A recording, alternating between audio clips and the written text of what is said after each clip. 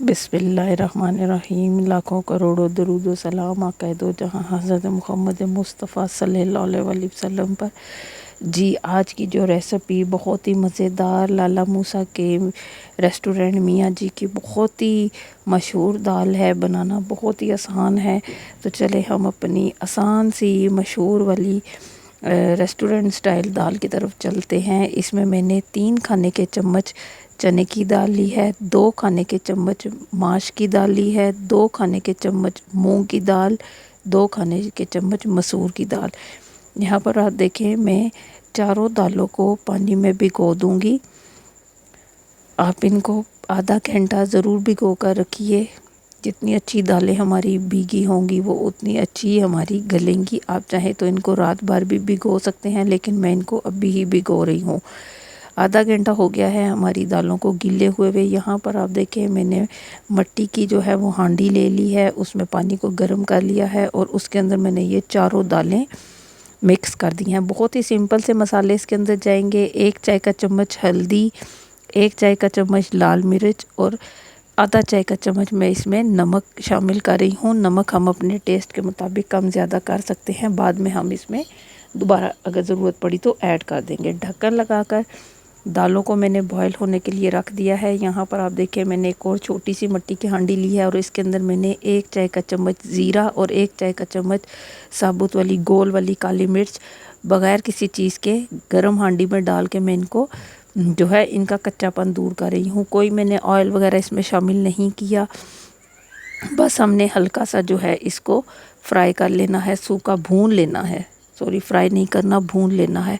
यहाँ पर देखें, हमारी काली मिर्चें और ज़ीरा, सफ़ेद ज़ीरा भून चुके हैं। इनको मैं पीस कर पाउडर बना लूँगी और पाउडर बनाने के बाद साथ ही मैंने उसी छोटी हांडी में आधा कप ऑयल शामिल कर दिया है और उसके अंदर मैंने 1 खाने का चम्मच लहसुन और 1 खाने का चम्मच अदरक का पेस्ट डालकर अच्छा सा इनको भून लूँगी कि इनके कच्चापन जो है वो ख़त्म हो जाए।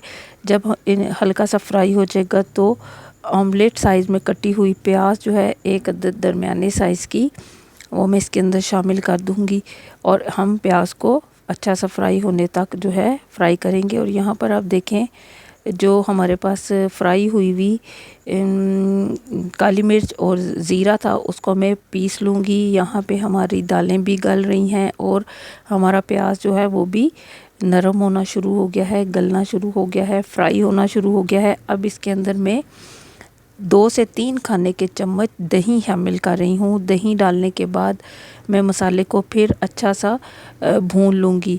मैं आपको बताती चलूँ, देखिए हमारी दालें जो हैं वो खुश्क हो गया है, पानी अच्छी सी गल गई हैं। और जो मैंने मसाला बनाया वो मैंने लहसुन अदरक को फ्राई किया, उसके अंदर मैंने प्याज को डाल के फ्राई किया और साथ में मैंने फिर 2 से 3 खाने के चम्मच दही शामिल करके अच्छा सा भून लिया। देखिए हमारा यहाँ पे दही का पानी जो है वो खुश्क हो चुका है मुकम्मल अच्छी तरह से और हमारी दालें जो हैं वो भी अच्छी सी गल गई हैं। मैंने यहाँ पर ऑयल इस्तेमाल किया है। ऑयल इस्तेमाल करने के साथ मैं इसके अंदर देसी घी भी शामिल करूँगी। आप चाहें तो ऑयल को स्किप करके बटर या डायरेक्ट देसी घी भी शामिल कर सकते हैं। यहाँ पर देखिए दालें बहुत गर्म है, बॉयल हुई हैं। अब मैं इस मसाले के अंदर अब इस मसाले के अंदर जो है सारी चारों उबली हुई दालें डाली हैं। देखिए मैंने दालों का पानी खुश्क कर लिया था।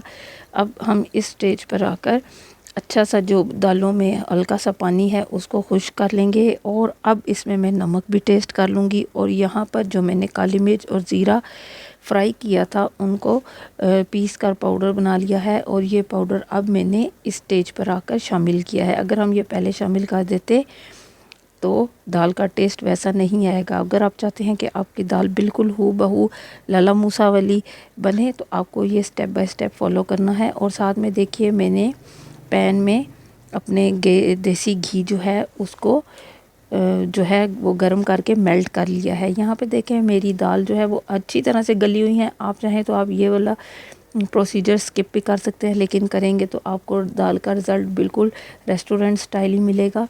यहाँ पर मेरे पास हैंड बीटर है और नीचे चूल्हा ऑन है। हैंड बीटर के साथ मैं दाल को अच्छा सा मिक्स कर लूँगी।